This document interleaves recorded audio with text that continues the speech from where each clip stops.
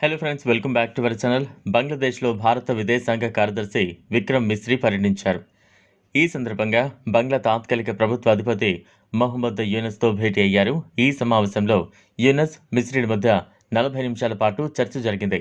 అందులో మైనార్టీలైన హిందువులపై దాడి, fake news ప్రచారం, బహిష్కృత ప్రధాని షేక్ హసీనా భారత్లో ఉండటం, ప్రాంతీయ సహకారం, జూలై, ఆగస్టు మధ్య తిరుగుబాటు లాంటి అంశాలపై ప్రధానంగా ఇక భారత విదేశాంగ కార్యదర్శి విక్రమ్ మిస్రీ మాట్లాడుతూ, మేము ప్రస్తుత ప్రభుత్వంతో కలిసి పనిచేయాలని అనుకుంటున్నాం.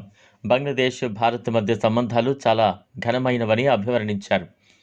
ఇటీవలి కాలంలో ఇరు దేశాల మధ్య సంబంధాలపై నీలి నీడలు కమ్ముకున్నాయి.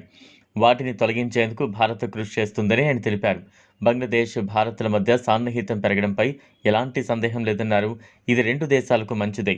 పరస్పర ప్రయోజనాలకు సంబంధించిన అంశాలను ఇరు దేశాలు చర్చించాలన్నారు. అలాగే బంగ్లాదేశ్లోని ఒక నిర్దిష్ట పార్టీతో మాత్రమే భారత్కు సంబంధాలున్నాయనేది అపోహ అని భారత విదేశాంగ కార్యదర్శి విక్రమ్ మిస్రీ అన్నారు. సంబంధాలు ఏ పార్టీతోనో కాకుండా అందరితోనూ ఉన్నాయని చెప్పుకొచ్చారు. కాగా మొహమ్మద్ యూనస్ మాట్లాడుతూ, షేక్ హసీనా భారతదేశం నుంచి చాలా ప్రకటనలు చేస్తుండటంతో మా ప్రజలు ఆందోళన చెందుతున్నారు. దీంతో ఇరు దేశాల మధ్య ఉద్రిక్తతలు కొనసాగుతున్నాయని చెప్పుకొచ్చారు.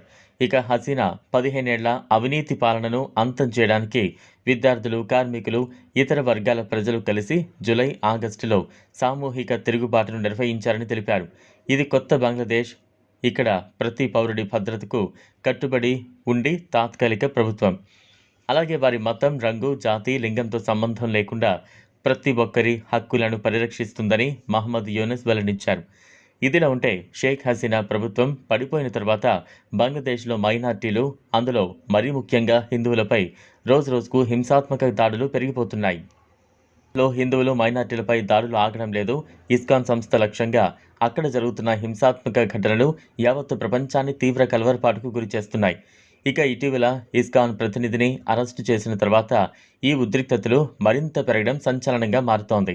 ఈ నేపథ్యంలోనే తాజాగా ఇస్కాన్కు చెందిన ఓ హిందూ బాలిక బంగ్లాదేశ్లో హిందువులు, వారి ఆస్తులు, ఆలయాలు, ఇళ్లపై దాడులు చేస్తుండగా వాటిని తట్టుకోలేక రాత్రిపూట భారత సరిహద్దులకు పరిగెత్తుకుంటూ వచ్చింది. అయితే ఆ బాలికను చూసిన బోర్డర్ సెక్యూరిటీ ఫోర్స్ అధికారులు ఆమెను జువైనల్ కస్టడీకి అప్పగించారు. మైనర్ బాలికను బంగ్లాదేశ్లోని మత ఛాందసవాదులు తీవ్రంగా బెదిరించారు. దీంతో ఆమె బంగ్లాదేశ్ నుంచి పారిపోయి భారత సరిహద్దుల వద్దకు చేరుకుంది. రాత్రి వేళల్లో పరిగెత్తుకుంటూ వచ్చినట్లు ఆమె తెలిపింది. ఇక బీఎస్ఎఫ్ అధికారులు ఆ బాలికను అదుపులోకి తీసుకుని పశ్చిమ బెంగాల్ అధికారులకు అప్పగించారు. బంగ్లాదేశ్లో గత కొంతకాలంగా తమ కుటుంబాన్ని తీవ్ర బెదిరింపులతో భయంగా బతుకుతోందని, తమ కుటుంబ సభ్యులను కిడ్నాప్ చేసి చంపేస్తామని బెదిరిస్తున్నారని, అందుకే దేశం వదిలి పారిపోయి వచ్చినట్లు అధికారులకు చెప్పింది. మీకు నచ్చినట్లయితే లైక్ చేయండి, షేర్ చేయండి, ఛానల్ను సబ్స్క్రైబ్ చేసుకోండి. Thanks for watching.